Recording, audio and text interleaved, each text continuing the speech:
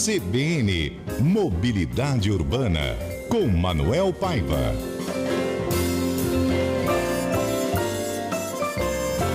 Manuel Paiva, bom dia, boa terça-feira, tudo bem? Bom dia, Patrick, tudo bem com você? Um forte abraço para você, para toda a equipe, para todos os nossos ouvintes que estão ligados na CBN Amazônia. Por aqui tá tudo bem também, graças a Deus, e um abraço para você também. E, bom, 130 anos da mobilidade urbana de Manaus, é isso, Manuel? 1894 e hoje, 2024, temos aí 130 anos da mobilidade. É claro que a gente sempre escuta e fala aqui, né, sobre vários problemas da mobilidade urbana aqui em Manaus. É óbvio que existem muitos, mas imagino eu que de lá para cá muita coisa evoluiu também, né? Pois é, Patrick, é um momento de reflexão.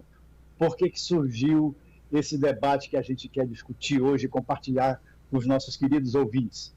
É exatamente porque na próxima semana, Patrick, vai ser lançado um livro onde vai falar sobre um vácuo que tinha na literatura, que tinha na história, nos compêndios que falam sobre como foi a evolução a parte urbana de Manaus, principalmente nessa questão da mobilidade, né?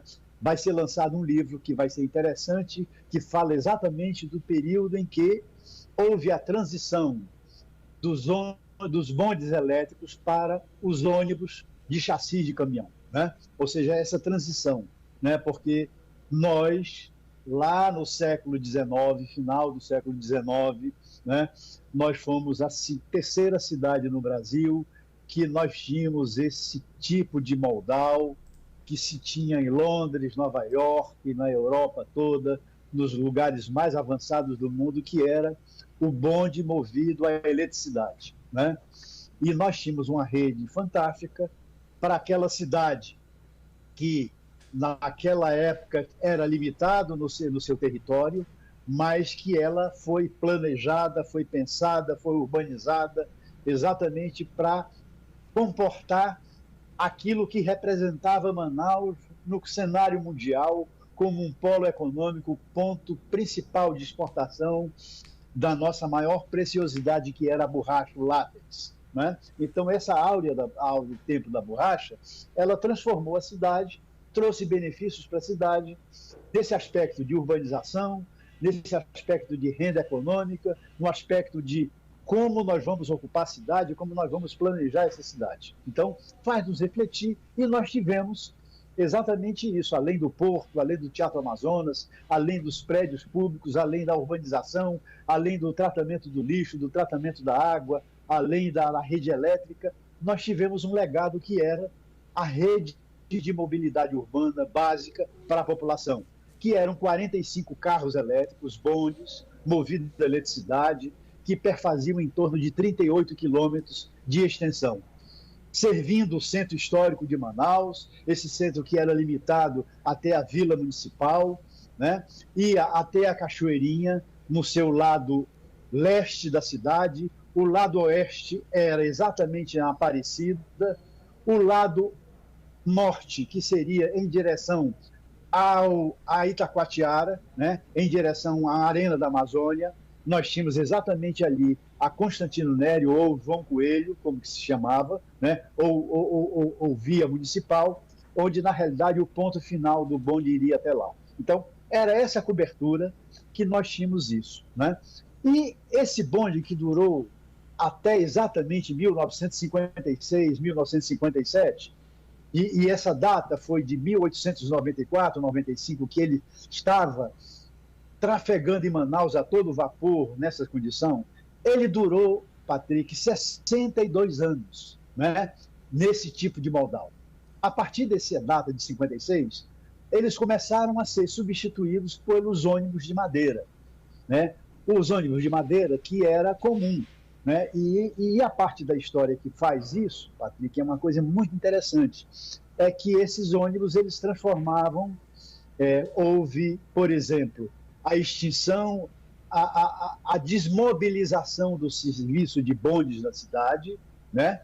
Ele não foi dado exatamente a continuidade, o governo do estado não assumiu isso, ele criou uma Transporte Amazon, onde na realidade era um transporte por ônibus, por veículos movidos a óleo diesel, né?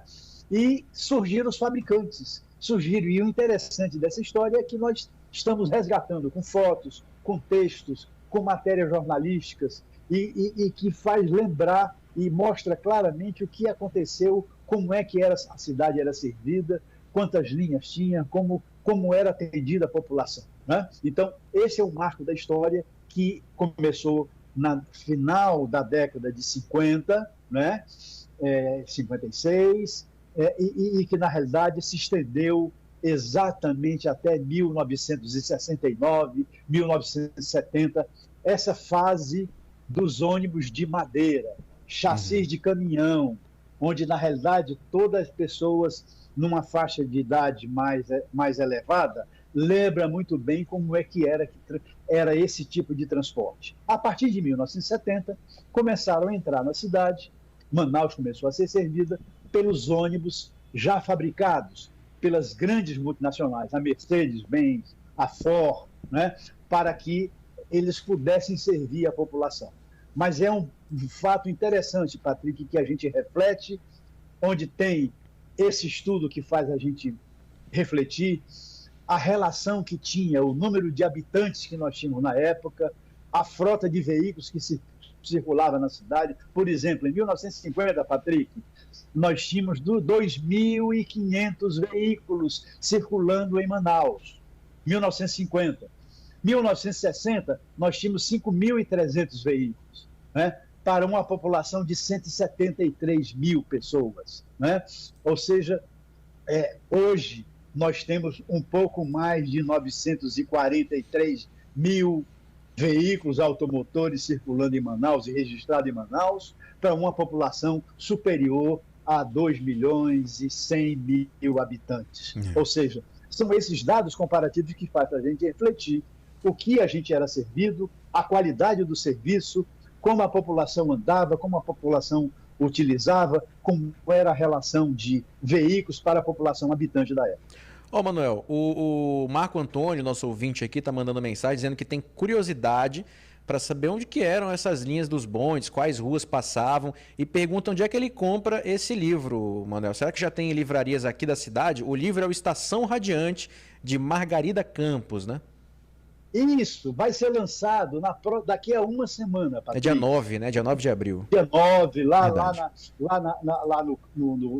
no IBEU, ali na Joaquim Nabuco, vai ser um lançamento onde a Margarida, o pai dela, era um dos proprietários que fazia isso. Ele era dono dessas fábricas do transporte dos ônibus que tinha. Tinha o Radiante, tinha o Gênesis Khan, tinha aqueles que serviu o Circular Cachoeirinha, o Circular Constantino Neri, e saudosamente eram as melhores linhas que serviam a cidade, né? Com aqueles ônibus de madeira, sem conforto nenhum, sem segurança nenhuma, né? Mas que era aquilo que servia a população. Então, esse livro vai ser lançado pela Livraria Valer. A Livraria Valer também me parece que já está oferecendo isso aos leitores, mas esse lançamento da Margarida será na próxima terça-feira, e que efetivamente tem um histórico fabuloso, muito interessante, com registro fotográfico, com um texto focado na questão social, o que atendia a população, aquela população trabalhadora que morava no Educandos, no São Raimundo, que morava na Cachoeirinha, né? Enfim, é um histórico da cidade, não saudosista, mas real, onde nós pudemos fazer esse paralelo. O que era essa Manaus, que numa fase que não tinha a Zona Franca de Manaus, era antes da Zona Franca, era um momento econômico muito delicado para a gente, mas que nós tínhamos a convivência de uma tranquilidade, de uma cidade tranquila, mais segura, mais arborizada, menos calorenta, uma cidade onde, na realidade, a gente tinha esse isolamento nacional, isolamento mundial, mas nós tínhamos essa tranquilidade de convivência entre as pessoas. É muito interessante, Patrick. Legal, então, né? Pelo menos a gente vai ter esse apanhado, né, de informação a respeito da evolução do transporte público, né, de lá para cá. Bacana, então. Lançamento 9 de abril, o Marco Antônio perguntou, né? Então tá aí, Marco Antônio. 9 de abril, lançamento na galeria do IBEU, na Avenida Joaquim Nabuco, né? Ali no centro de Manaus. 6h30 da noite vai ser o lançamento desse livro, né? Que é o livro Estação Radiante, de Margarida Campos. Para a gente fechar, Manuel, eu queria te fazer uma pergunta. A gente tem aqui então essa linha do tempo, né, de 1894 até 1956, tivemos aí os bondes elétricos com seus 62 anos de utilização. A partir daí até hoje, 2024, a gente tem os ônibus, né, em geral, com 68 anos de utilização já. E eu acho que o problema não é dizer que, nossa, a gente ainda está usando ônibus, somos ultrapassados. Acho que não, porque ônibus são utilizados nas principais cidades do país, por exemplo, né? Mas será que talvez falta um novo modal? Você vê um novo modal aqui em Manaus? É possível fazer isso? Patrick, eu defendo sim, por convicção, né? Por entender de que qualquer solução aceitável, confortável, de médio e longo prazo para a cidade, e nós temos que pensar assim, não é? Nós não podemos ser imediatistas, olha, vou resolver o problema daqui a 4 ou 8 anos, não. É um planejamento para 50 anos, 60 anos, assim como os ingleses pensaram lá atrás. Você veja que o bonde durou 60 anos e ele tinha condições de estar até hoje circulando, se não fosse a irresponsabilidade de alguns dirigentes nossos do passado que mataram esse modal. Na realidade, nós teríamos, como as outras cidades do mundo, tem ainda o bonde elétrico, utilizando isso como uma parte não saudosista, mas importante para a cidade. E eu te digo o seguinte, Patrick, uma solução de transporte para qualquer cidade da capacidade de Manaus, pela população que ela tem, pela necessidade de viagens que ela gera, pelos serviços pela importância econômica que ela tem, o lugar estratégico que ela tem na região norte, para a economia nacional, Manaus merece um transporte de média e alta capacidade. Eu lhe digo o seguinte, que essa solução ela é mais cara, ela é uma solução efetivamente que requer todos os esforços do governo federal, governo estadual e governo municipal para dar uma solução de transporte público para a população que mora na periferia, e são mais de 50% da população que mora na cidade, depende desse tipo de transporte, merece sim um transporte, por exemplo, sobre trilho, metrô de superfície, bonde elétrico, enfim, o transporte elevado, uma solução que passa pelas cidades chinesas, enfim, existem soluções sim, mas requer um modelo de média e alta capacidade para que o ônibus convencional, nós não queremos acabar com o ônibus convencional, ele sempre vai existir, não é? Uhum. Ou seja, ele vai ser complementar, Exato. Ele vai entrar onde não se pode entrar com o transporte de grande capacidade, né? Num grande corredor. Efetivamente, nós temos que passar por isso. Agora, isso depende de recursos, de vontade política e de envolvimento dos 3 entes federativos, o governo federal, o governo estadual e o governo municipal, para que a população tenha uma solução de médio e longo prazo para melhorar o transporte público de passageiros, diminuir o conflito do transporte, do trânsito congestionado, do trânsito violento, do trânsito que estressa todo mundo, não é? Para que nós possamos efetivamente dar uma prioridade ao transporte público de qualidade. Uhum. Um transporte público que seja nivelado para cima, não um transporte público nivelado para baixo. Aí sim, sabe, Patrick, é uma questão nossa de convicção, que a solução é essa. É isso. E digo mais para o ouvinte CBN, né? O prefeito que começar com essa implantação de um novo modal, certamente ficaria para a história, viu? Porque é uma reclamação já de muito tempo, né?